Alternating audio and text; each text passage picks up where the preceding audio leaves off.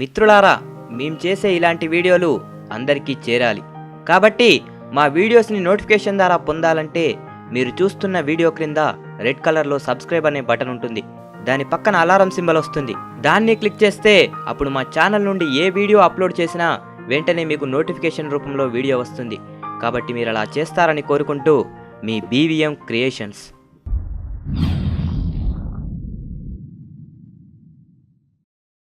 జీవితం అనేది పూర్తిగా నిత్యం అనేక సవాళ్లతో నిండి ఉన్నది.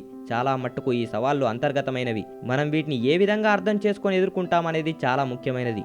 మన జీవితాలు మనం చేసే పనులను బట్టి, మన దృక్పథాలను బట్టి వేరువేరు దారుల్లో ప్రయాణిస్తాయి. వీటిని బట్టి మనం అవలంబించవలసిన లేదా పాటించవలసిన విధానాల గురించి కొన్ని సలహాలు ఇవ్వబడుతున్నాయి.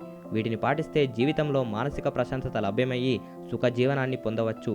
ఎందుకంటే మనల్ని సుఖంగా ఉంచేది మన మనస్సే కాబట్టి అట్టి మనసును ప్రశాంతంగా ఉంచుకోవాలి. మొదటి పాయింట్ చూద్దాం. ఇతరుల వ్యవహారాలలో వారు కోరితే తప్ప జోక్యం చేసుకోకండి.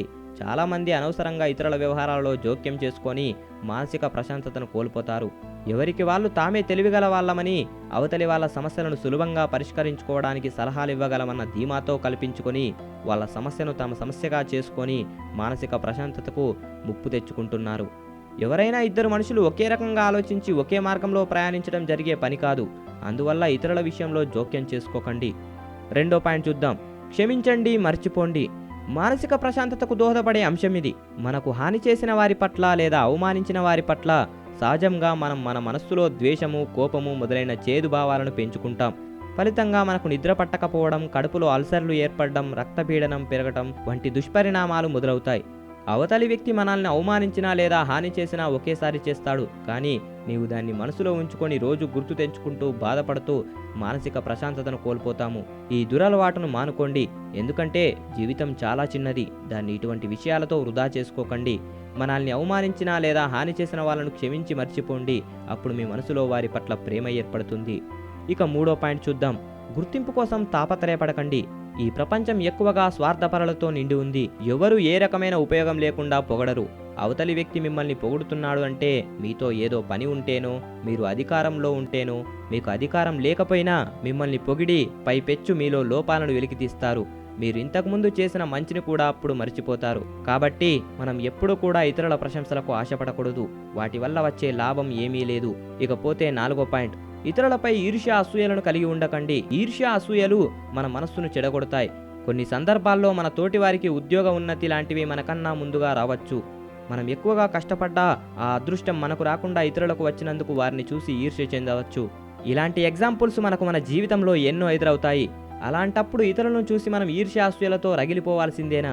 ఇక్కడ గమనించాల్సింది ఏమిటంటే ఎవరి జీవితాలు వారివి, ఎవరి కర్మలకు ఎవరు బాధ్యులు కారు.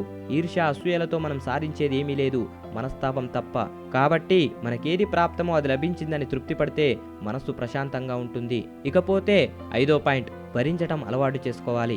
భరించడానికి ఓర్పు, సహనం అవసరం. అవి ఉంటే ప్రతికూల పరిస్థితులను అనుకూల పరిస్థితులుగా మార్చుకోవచ్చు. నిత్య జీవితంలో రోజు మనకు అనేక ఇబ్బందికరమైన పరిస్థితులు, బాధలు, చిరాకులు లేదా అనారోగ్య సమస్యలు ఎదురవుతూ ఉంటాయి. అవి మన అదుపులో ఉండకపోవచ్చు. మనం వాటిని అదుపు లేదా మార్పు చేయాలన్నప్పుడు వాటిని కొద్దిపాటి సంతోషంతో భరించే లేదా అనుభవించేందుకు సిద్ధపడాలి. ఏర్పడే అడ్డంకులు, చికాకులు, ఇబ్బందులు శాశ్వతం కాదు. కాబట్టి ఓర్పు, సహనం వీటిని అధిగమించవచ్చు. ఓర్పు, సహనాన్ని అలవర్చుకోవడానికి మనోధైర్యం కావాలి. ఇకపోతే ఆరో పాయింట్. అత్యాశకు పోకండి. తినేటప్పుడు మింగగలిగినంత ముద్దనే నోట్లో పెట్టుకుంటాం కదా, అలాగే మనం ఎత్తగలిగిన బరువునే తలకెత్తుకోవాలి. చాలామంది సాధారణంగా ఒకేసారి అనేక పనులను మొదలుపెట్టి ఏదీ పూర్తవక ఆందోళన చెందుతుంటారు. అలా కాకుండా ఒక పని పూర్తయినాక మరో పని చేసుకుంటే పనులు పూర్తవుతాయి. ఆందోళన చెందనవసరం ఉండదు. ఇకపోతే ఏడో పాయింట్. నిత్యం ధ్యానం లేదా యోగా చేయటం అలవాటు చేసుకోండి. ధ్యానం మనస్సును కల్లోలపరిచే ఆలోచనల నుండి దూరం చేసి ప్రశాంతతను కలగజేస్తుంది. ధ్యానాన్ని మనంతట మనమే అలవర్చుకోవచ్చు. రోజు అరగంట సేపు ధ్యానం చేయటం అలవాటు చేసుకుంటే మిగిలిన 23.5 గంటలు మనస్సుకు ప్రశాంతత లభిస్తుంది. ధ్యానం వలన మనసు త్వరగా ఆందోళన చెందదు. క్రమంగా ధ్యానం చేసే కాలాన్ని కొద్దిగా పెంచితే మంచి ఉంటుంది. ఇకపోతే ఎయిత్ పాయింట్. పనులను వాయిదా వేస్తూ తర్వాత బాధపడకండి. పనులను రేపు చేద్దాం, ఎల్లుండి చేద్దామని ఆలోచిస్తూ ఆ తర్వాత సకాలంలో చేయలేకపోయినామని చాలామంది బాధపడుతుంటారు. కాలానికి విలువ ఇవ్వండి. సకాలంలో అనుకున్న పనులు వాయిదా వేయకుండా బద్దకించకుండా పూర్తి చేయండి. మీ మీద మీకు నమ్మకం పెరుగుతుంది. మన ప్రయత్నాల్లో అపజయాలు ఎదురవచ్చు, అవన్నీ మంకుపాటాలే. అపజయాల గురించి ఆలోచిస్తూ సమయాన్ని వృధా చేసుకోకండి. జరిగిపోయిన విషయాల గురించి ఆలోచిస్తూ మనస్సు పాడు చేసుకోకండి. ఒలికిపోయిన పాలు నీలపాలే గదా. మన జీవన విధానాన్ని మెరుగుపరుచుకోవడానికి అవలంబించవలసిన కొన్ని పద్ధతులు ప్రారంభించదలుచుకున్నప్పుడు మొదట్లో కొత్తగాను కష్టంగాను ఉంటుంది. ప్రతిరోజు మిమ్మల్ని ప్రేరేపించే ఉత్సాహపరిచే పుస్తకాలను ఏదో ఒక టైంలో చదవండి. ఈ విధంగా మనం సక్రమ మార్గంలో ఆలోచిస్తూ సక్రమంగా జీవితాన్ని గడుపుతూ ఉంటే మనస్సుకు ప్రశాంతత లభ్యమై జీవితం సుఖమయంగా ఉంటుంది. మీరు ఇవన్నీ ప్రయత్నిస్తారని కోరుకుంటూ మీ బీవీఎం క్రియేషన్స్. జై హింద్.